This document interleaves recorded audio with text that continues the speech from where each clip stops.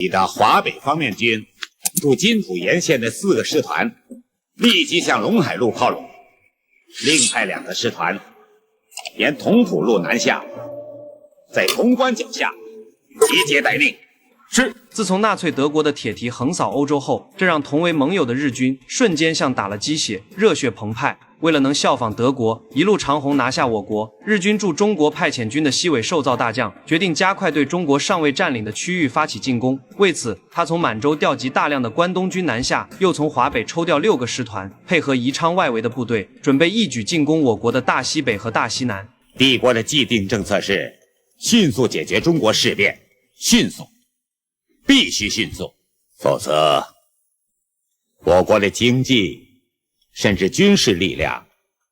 是维持不下去的。西尾寿造之所以如此急速地想要占领中国，一方面他既想在中国复刻德国的速胜，以获取个人功勋和战略优势；另一方面也暴露了日本国力的衰竭和资源紧张。所谓的五运长久不过是外强中干的口号，他们迫切需要尽快结束中国战场的泥潭，以便调动更多的兵力投入南亚和太平洋战场，去掠夺石油和橡胶这些战略物资。从1937年开始到1940年，日本发动的侵华战争已经持续了3年。从3个月灭亡中国的狂言，到此时深陷战争泥潭，他们在中国战场投入了超过100万的兵力，军费开支巨大，让其国内经济已经出现严重的问题。这种速胜的渴望，恰恰反映了他们对战争持久化的恐惧。因此，日军大本营为摆脱困境，制定了对华处理的新方针，核心策略就是以战养战和政治诱降。军事上，他们希望通过一场决定性的大会战摧毁重庆国民政府的抵抗意志；政治上，则扶持汪精卫的伪政府，分化瓦解中国的抗日统一战线，从而逼迫中国投降。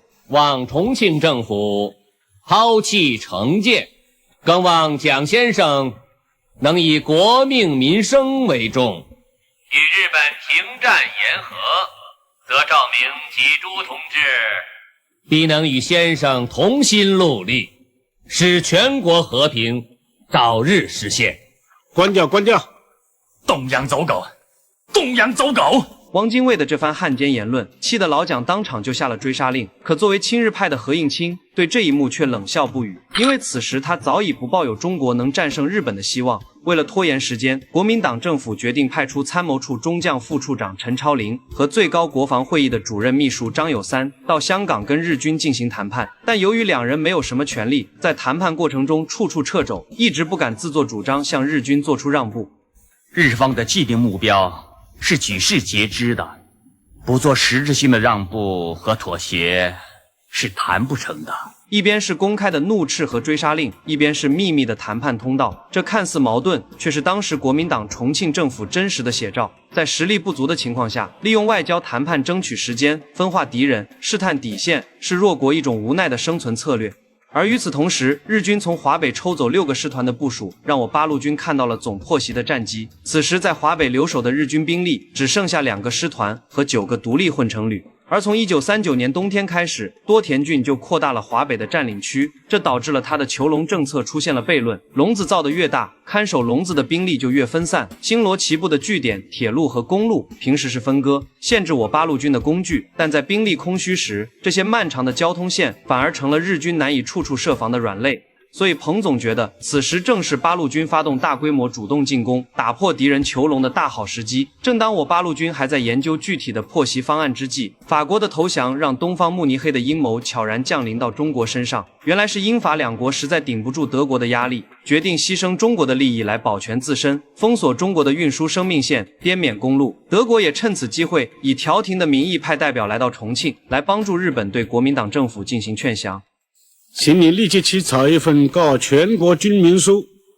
要明确表示，我们所全力奋斗者，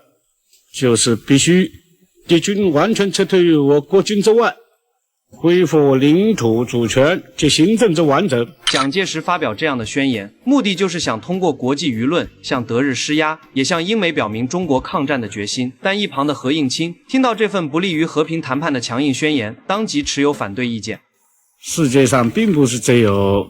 德意日，还有英美苏嘛。哦，多蒙训示，怪不得上月派少利子去苏联，还带去了那样友好的祝词。委员长真不愧是伟大的政治家呀！蒋介石一听，脸色瞬间就变了。何应钦这番话明着是恭维，实则是在暗讽他搞政治投机，在各国之间摇摆不定。在何应钦这个投降派看来，老蒋的国际斡旋都是徒劳，既得罪了轴心国，又没能从同盟国那里换来可靠的支持，是一种里外不是人的失败操作。这进一步暴露了他急于求和、看不到希望的心态。恰在此时，日军的空袭警报再次响起，怕死的何应钦第一个抓起军帽准备冲向防空洞，回头却见老蒋依然端坐不动，只能尴尬地矗立在原地。委员长，快进防空洞吧！慌什么？前线死了那么多抗敌将士，就你的命值钱？显然，老蒋这句话与其说是镇定，不如说是说给何应钦听的。可见两人虽处同一阵营，但早已是面和心不和。从两人在生死关头的不同表现，就能看出他们内在信念的差距。特别是在对待是否继续抗战问题上，两人都持有不同的态度。就在重庆的政治空气压抑到极点之时，在华北敌后战场，一份决定战局的作战命令正在悄然酝酿。我八路军终于制定出了最终的破袭作战方案。1940年8月8日，由彭德怀总司令签署的战役预备命令正式下发。发起总破袭的时间是8月20日22点整。在东方慕尼黑的笼罩下，重庆国民政府与华北八路军的选择形成了振聋发聩的对比。国民党内部弥漫着悲观情绪时，八路军用一场规模空前的主动进攻，向全世界宣告中国人民的抵抗意志没有被摧毁，中国共产党是抗日的中流砥柱。这一击要打的不仅仅是日军的交通线和据点，更是要打掉侵略者的嚣张气焰，打出中华民族的士气和尊严。